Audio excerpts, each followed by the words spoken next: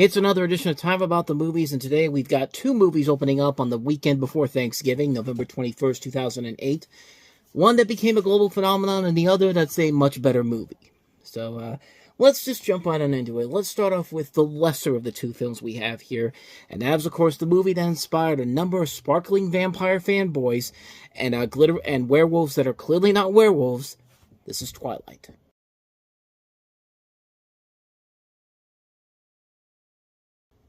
Of course, this is based off of Stephenie Meyer's best-selling books, where you have this film focusing on the development of a relationship between Bella Swan, played by Kristen Stewart, and Edward Cullen, a vampire played by Robert Pattinson, and the subsequent efforts of Edward and his family to keep Bella safe from a coven of evil vampires. And before I actually watched these movies in one fell swoop for a blog post I did on the main website, I had only seen one Twilight movie in the theater, and that was Eclipse, which I got lucky on that one because that's the one that I would think is the best movie in the entire series, and that's the one that was actually the most tolerable one because David Slade, the director of that movie, actually saw something and said, hey, I can make something out of this and not make a movie that's not horrible. I mean, it wasn't great, but it was a lot better than it had any right to be. But, yeah, the Twilight movies in general, I avoided them for the longest time, so 10 years after this whole thing began, I sat down waiting for the worst from this, and finally, after 10 years of release and people saying that it's a bad movie, I have watched it, and it's not that bad. I overall didn't hate it. I'm not going to sit here and pretend this is actually a good movie, but the film is a little better than I think most people give it credit for. It wasn't an all-around disaster.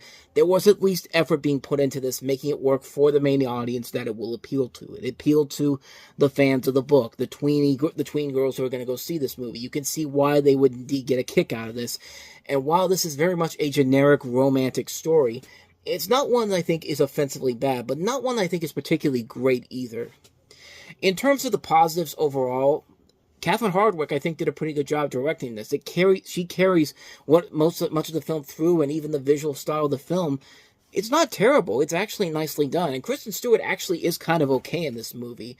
It's one of those situations kind of like with the 50 Shades movies, where one half of your main couple is actually trying, while the other is just there to just act weird. And that is Robert Pattinson in this, who really does not work as Edward Cullen. He really does not. He is so one note and looks like he could care less about what he's doing. And, even Jamie Dornan in the 50 Shades of Grey movies, worth at least trying to not look insane. But Pattinson, not so much. But as we've learned from these movies since they've ended, a lot of the people that have been involved in these movies have actually gone on to become pretty damn good actors. Kristen Stewart has gone on to become a really good actress. Robert Pattinson has gone on to be a pretty good actor.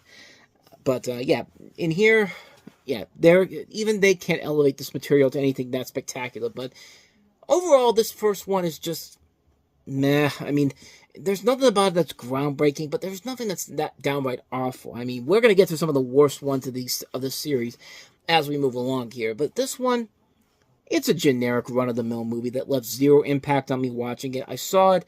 It wasn't as bad as most people made it out to be, and I literally forgot about it the day after I saw it. It's like vapor. It goes through your ears, and you watch it after that, and then you immediately forget about it the next day. And now, if the series had just been this first movie in Eclipse, then Twilight probably would have actually been something. But sadly, there were still 3 more movies to go in this, and they are much, much worse than I was expecting them to be, and that's not promising at all. Although Eclipse was pretty good, so take that for what you will. That's my thoughts on the first Twilight movie. Now let's get to the movie that was overall the best movie that came out this entire weekend, and that is, of course, Disney's latest animated feature, Bolt.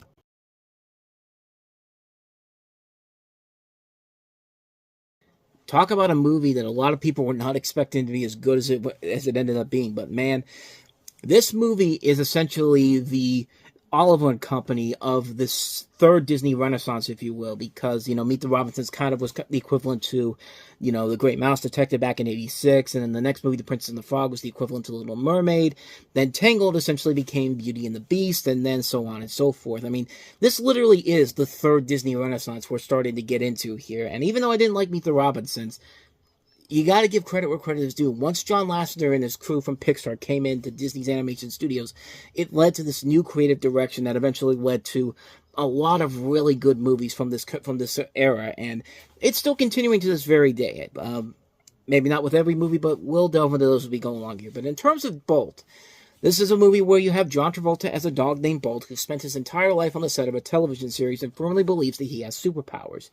When his beloved owner Penny, played by Miley Cyrus, is kidnapped on the show, in quotation marks because this is all fake, Bolt runs away from the set to rescue her, eventually teaming up with a sarcastic alley cat named Mittens, played by Susie Essman, and a hamster named Rhino, played by Mark Walton, who is a fan of Bolt's television series, to embark on a cross-country journey back home.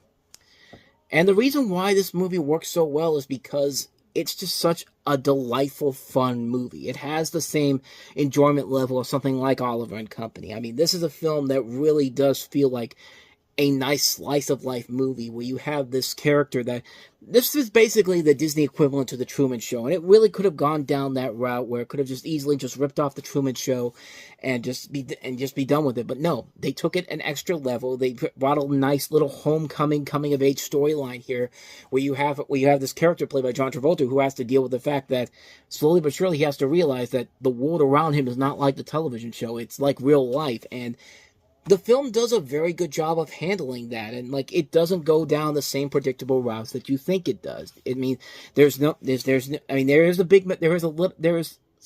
a big misunderstanding, a misunderstanding at the end of the movie that luckily isn't focused on too much. I mean, it's gone within like a couple of minutes overall, and of course there's even a little bit of a third act breakup, but again, not as bad as you would think it would be. Like, it's something that's briefly touched on, and then immediately it's resolved pretty quickly. And nobody in here is double-crossing anybody. Miley Cyrus's character in this, I really like what she does in this movie, because I like the fact that her character isn't just another typical kid character where, you know, she just gives up on finding the dog, finding Bolt after all this time he's been gone. No, she still very much wants to go and find him, but she can't because she has all these obligations, and this kind of dickheadish PR agent played very well by Greg Germain.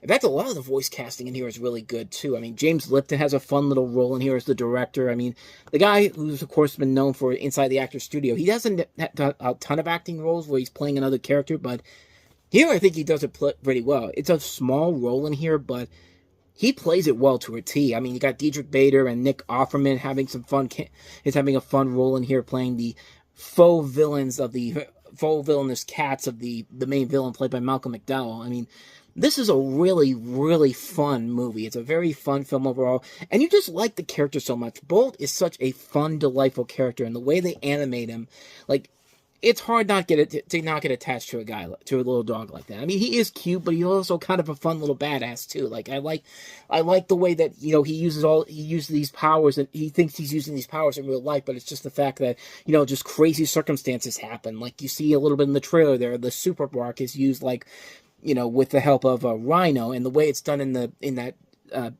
animal shelter that they go to in the middle there, like, it's a film that does all the tropes that you would expect it to do, but it never goes the full way through. It's only like little bits and pieces there, but it just works so well, and it knows it's not going to play dumb to its audience. Like, this is a smartly made film. Kids can get a lot of enjoyment out of it, and adults can get a lot of enjoyment out of it, and it doesn't have to dumb down to its audience in any way, shape, or form. This is such a very good movie, a very well-made film, one of my favorite underrated Disney movies, a film that, especially with what they've done after this, like Tangled, Frozen, Princess and the Frog, this one kind of gets a little bit pushed off to the side, but it's still one of my favorite ones to watch. Anytime it's on TV on Freeform, I'm automatically watching it because I just love this movie so much. I love the relationship between Bolt and Penny. I love the characters in this movie. I think it's just such a good, fun movie, a well-made film. Can't recommend this one enough. Bolt is absolutely amazing. It's a must-watch film from Disney. And so with all that said, we wrap up another edition of Time About the Movies. We head into Thanksgiving weekend next time around with 4 big new movies, including the big holiday comedy of the year, Vince Vaughn and Reese Witherspoon starring in Four Christmases. We have Hugh Jackman and Nicole Kidman starring in Baz Luhrmann's latest film, Australia. Jason Statham has a sequel coming out this weekend, Transporter 3. And Sean Penn in his Academy Award-winning performance as Harvey Milk in Gus Van Sant's Milk. So we'll take a look at those 4 movies coming up tomorrow on the show. With all that said, though, thank you so much for watching. And if you want to see more videos like this, please go ahead and hit the playlist on the next page. Check out the previous episode.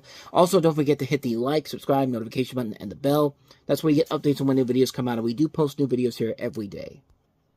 And don't go too far away, because coming up on Time About the Movies Flashback, we're flashing back to June 5th, 1987, with 6 movies to look at, including The Untouchables, Harry and the Hendersons, Captive Hearts, Benji the Hunted, Wind Rider, and Shady. So we'll take a look at those movies coming up on Time About the Movies Flashback. That'll be coming up right after I post this, so please stick around. We will be right back.